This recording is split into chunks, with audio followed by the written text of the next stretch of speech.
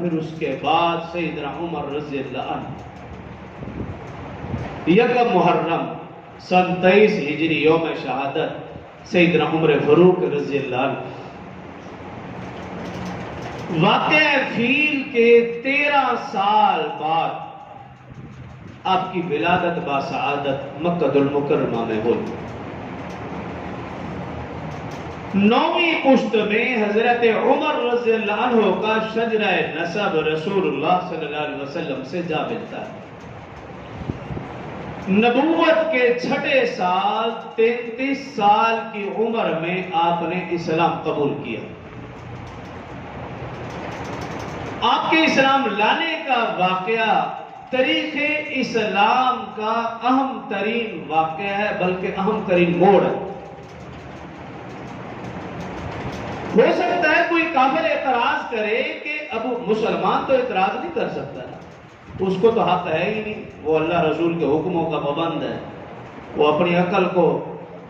قرآن و حدیث کے تابع کرتا ہے. ہو سکتا ہے کوئی کافر اعتراض کرتے کہ ابو بکر رضی اللہ عنہ نے کلمہ پڑھا تو کون سا کمال کیا، وہ تو رسول اللہ صلی اللہ علیہ وسلم کے لنگوٹیا تھے، بچپن لڑکپن جوانی انہوں نے رسول اللہ صلی اللہ علیہ وسلم کے ساتھ گزاری، وہ تو رسول اللہ صلی اللہ علیہ وسلم کے عادات اخلاق سے واقف تھے، اگر انہوں نے کلمہ پڑھ لیا تو کون سا کمال ہے. ہو سکتا ہے کوئی کافر اعتراض کرے،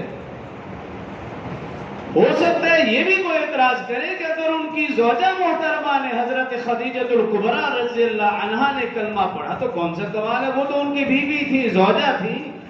آپ کے اخلاق سے، آپ کی عادات سے، فضائل سے، آپ کی خیر و برکات سے واقف تھی، کلمہ پڑھا تو کون سا کمال ہے.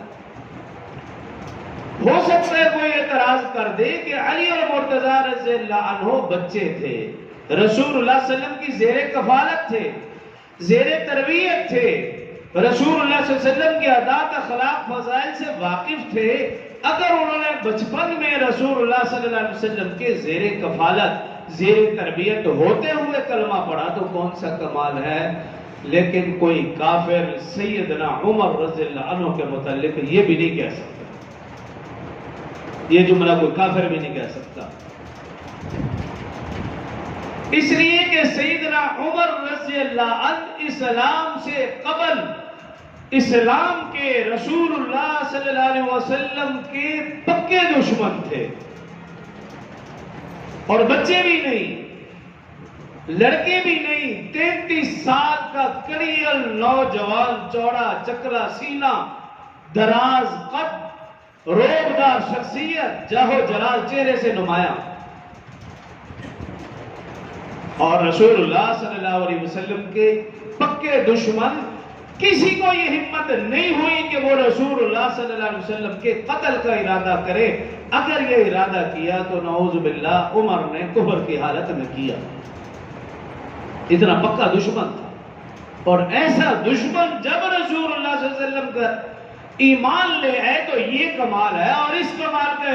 اعتراف دنیا کفر بھی کرتی ہے. کیسا کمال یہ ہے، اور اس کے پیچھے رسول اللہ صلی اللہ علیہ وسلم کی دعا تھی. اس لیے کہا جاتا ہے کہ تمام اصحاب میں سے صرف اور صرف عمر فاروق رضی اللہ عنہ وہ ہیں جو مراد رسول ہے، اور باقی تمام اصحاب مرید رسول ہیں. وہ رسول اللہ صلی اللہ علیہ وسلم کے مرید ہیں، سوائے عمر کے یہ مرید نہیں، یہ رسول اللہ صلی اللہ علیہ وسلم کے مراد تھے.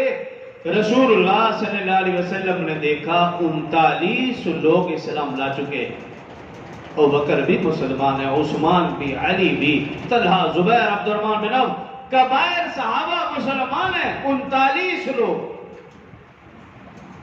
لیکن اس کے باوجود مسلمانوں کو یہ ہمت جرأت نہیں تھی کہ وہ اپنے اسلام کا اعلان کر سکے، اعلانیہ تبلیغ کر سکے، اپنے ایمان کا اظہار کر سکے، اعلانیہ اذان دے سکے، اعلانیہ نماز پڑھ سکے. 39 مسلمانوں کو یہ جرأت ہمت نہیں تھی، بلکہ کفار کو ظلم و ستم بڑھ رہا تھا. پتہ چلتا کہ یہ شخص مسلمان ہوا، اس کی خیر نہیں، ابو بکر ہو ان پر بھی ظلم و ستم کی انتہا کر دی، عثمان غنی ہو ظلم و ستم کی انتہا کر دی۔ جو بھی شخص مسلمان ہوتا، ابو ذر غفاری ہو، حضرت مقداد رضی اللہ عنہ، یہ اولین اصحاب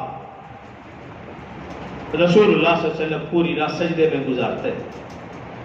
دعا فرماتے اللہم اعز الاسلام عمر بن الخطاب او عمر بن ہشام،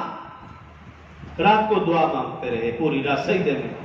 یا اللہ تو اسلام کو عزت دے، اسلام کو تقویت دے،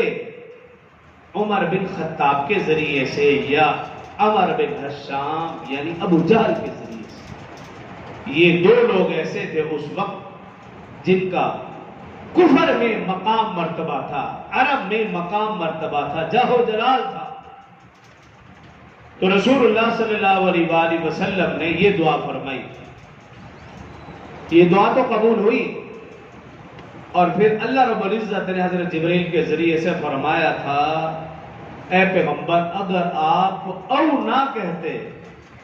یہ کہتے کہ دونوں کو اسلام کے ذریعے عزت دے، تو اللہ رب العزت فرما رہے کہ میں دونوں کو اسلام کی دعوت دیتا، اسلام قبول کر لیتے، دونوں کو اسلام کے ذریعے سے عزت اور تقویت ملتی، چونکہ رسول اللہ صلی اللہ علیہ وسلم کی دعا یہی تھی اللہم اعز الاسلام عمر بن خطاب او عمر بن ہشام، اے اللہ اسلام کو عزت دے عمر بن خطاب کے ذریعے سے یا عمر بن ہشام ابو جہل کے ذریعے سے۔ تو رسول اللہ صلی اللہ علیہ وسلم نے یہ دعا فرمائی۔